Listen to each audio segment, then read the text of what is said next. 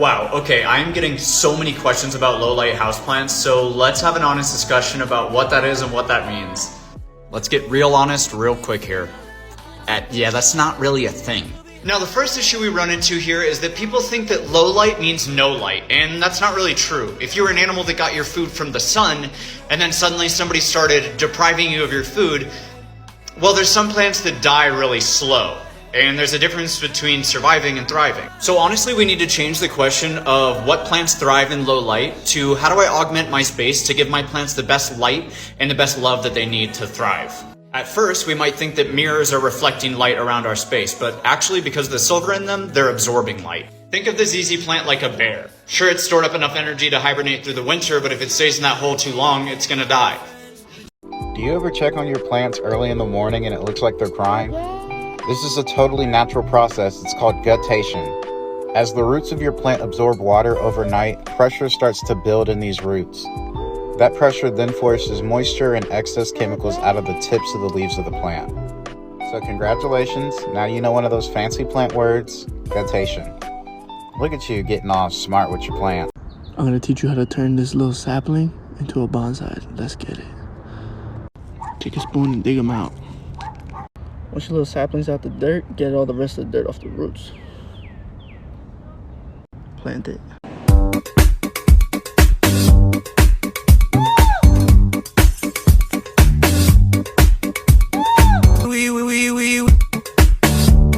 It was close.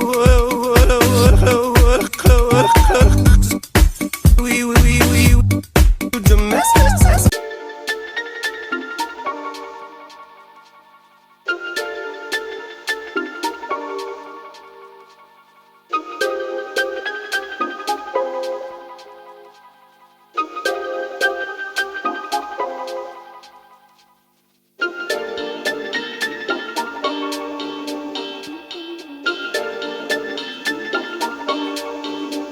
Bananas, when you're done eating them, don't throw out the peels. Instead, what you want to do is chop them up a little bit, place them in a cup, fill it with water, mix it up until the color changes. This is the potassium, phosphorus, calcium, magnesium being released into the water. The next thing you want to do is strain the water out into another cup, and then use this magical banana water to feed your plants some extra nutrients. They'll love you for it, and that's what's so great. A few of you asked to see what an established terrarium looks like, so here is one. This large carboy is 13 months old and it's planted with a begonia, creeping ficus and some ferns. I leave the lid off permanently as I believe airflow is important to terrarium health, and due to the shape of the container the humidity is still high, as you can see by the aerial roots on the ficus. Eventually I'll have to get some scissors inside to prune the plants, but I'm not sure scissors of that size actually exist. This terrarium is in great shape and it's definitely one of my favourites.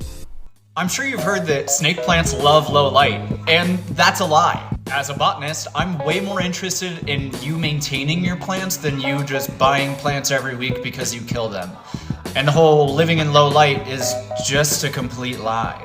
Whenever people recommend you to grow snake plants in low light conditions, they also love to tell you that they're slow growers. But they're not. They're just slow dyers. When they're not getting the light that they want, most snake plants are going to lose their variegation. They're more prone to root rot because they grow from underground rhizomes that store a lot of water. They like to dry out quick, and whenever they're in a dark space, they really can't dry out because their leaves can't transpire any of the water. So apparently we're supposed to be growing this in full sun or bright light, and it will use its water quicker, so we might have to water a little bit more, but if you're lucky, it'll bloom for you. And I bet you never see. There's nothing like warm, homemade soil? Did you know that you can bake your soil to sterilize it? Here's how to do it. First, add soil to a lined baking sheet and spray it down with some water to get it moist. Then, wrap it tightly with foil. This will prevent it from burning. Set your oven at 180 degrees for 30 minutes. Take it out when it's done and let it cool down. When it's cooled down, you can transfer it to an airtight container or use it right away, like I am here to repot my pothos in my new Bloomscape plant. You're an animal.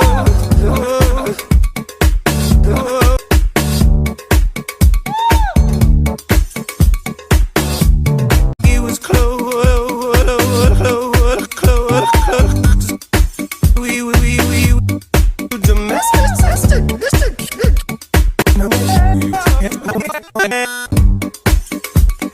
but you're in bed, bed, bed. Did you know?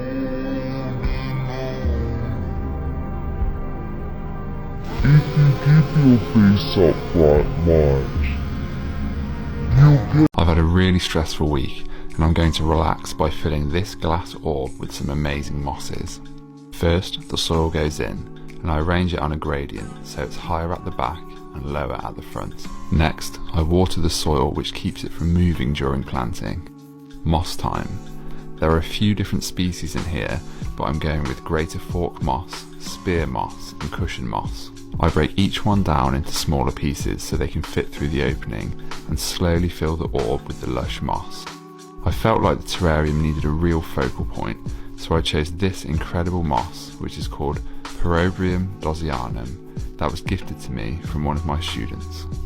I filled the rest of the space in with the other types of moss, and after a final light spray with some water, the terrarium is finished.